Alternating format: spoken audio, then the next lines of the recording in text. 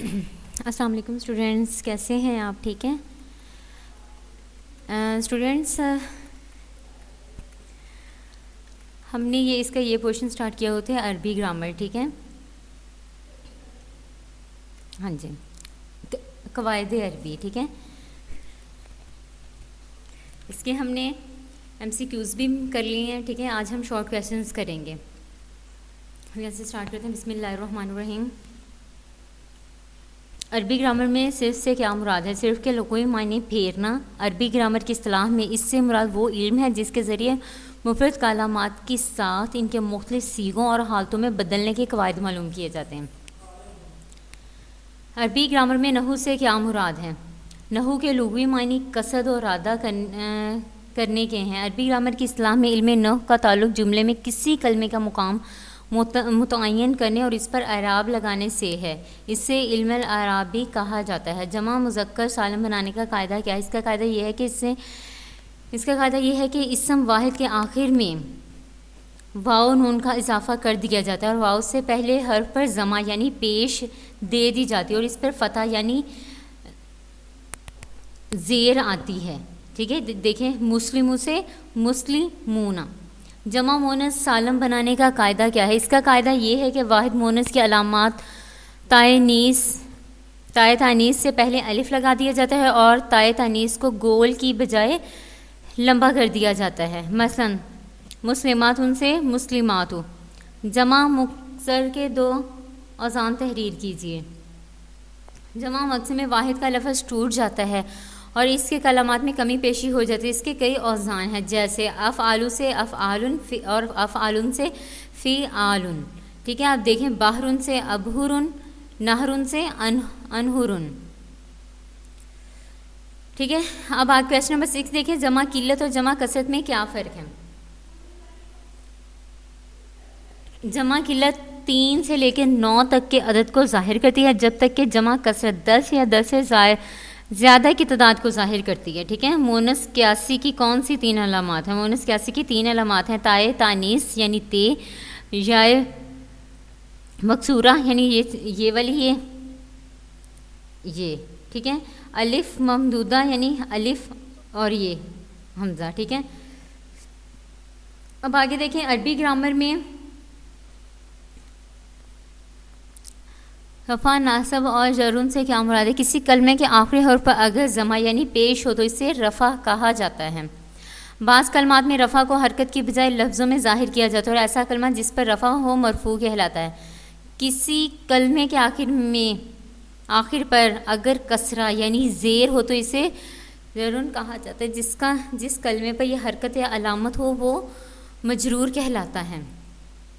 کسی کلمے کے آخری حرف پر اگر فتح یعنی زبر ہو تو اسے نصب کہا جاتا ہے. جس کلمے پر نصب ہو وہ منصوب کہلاتا ہے. ٹھیک ہے، بعض کلمات میں نصب کو حرکت کی بجائے لفظوں میں ظاہر کیا جاتا ہے.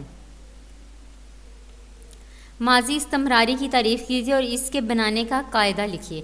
ماضی استمراری سے مراد ایسا فعل ہے جو گزرے ہوئے زمانے میں کام کے جاری رہنے کو ظاہر کرے. عربی میں فعل مضارع سے پہلے کانا لگا کر ماضی استمراری بنائی جاتی ہے. جیسے مثلا کانا یضربو، مطلب کوئی بھی لفظ ہو تو اس کو ماضی استمراری بنانے کے لیے اس سے پہلے کانا لفظ لگائیں گے. مفاعیل خمسہ کے نام تحریر کیجیے. مفعول بہ، مفعول مطلق، مفعول فعل، مفعول ما، مفعول لام. اسم معرفہ کی اقسام کے نام لکھیں. اسم علم، اسم ضمیر، اسم اشارہ، اسم موصول، معرفہ اور مناد. اسم ضمیر کے استعمال بیان کریں. ضمیر مرفع ہے، اسم ضمیر منفصل الگ طور پر استعمال ہوتی ہے، جبکہ اسم ضمیر متصل اسم فعل یا حرف کے ساتھ مل کر آتی ہے. معرف باللام کسے کہا جاتا ہے؟ جس اسم نکرہ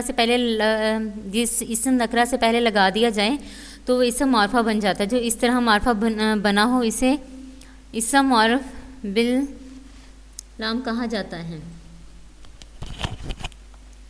پھر آگے دیکھیں کویشچن نمبر 14. ثلاثی مجرد میں ماضی مجہول کا کیا وزن ہوتا ہے؟ 2 مثالیں دیجیے. خالص 3 کلمات یا حروف سے مل کر بننے والا فعل ثلاثی مجرد کہلاتا ہے. اس میں فعل ماضی مجہول کا وزن فعیلا ہے، مثلا ضریبا، قتلا، نصیرہ وغیرہ۔ ثلاثی متعدد افعال میں ماضی سے مضارع بنانے کے 6 اوزان کون سے ہیں؟ ماضی، مضارع، ٹھیک ہے۔ اب یہ دیکھیں،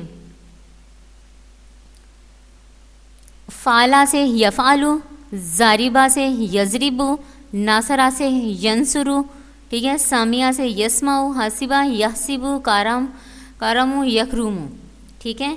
اب دیکھیں لا یشعرون کون سا صیغہ، اس کا کیا مطلب ہے؟ لا یشعرون مضارع معنی جمع مذکر غائب کا صیغہ ہے، نیز اس کا مطلب ہے کہ وہ لوگ شعور نہیں رکھتے۔ کام کرنے والے کو کیا کہتے ہیں؟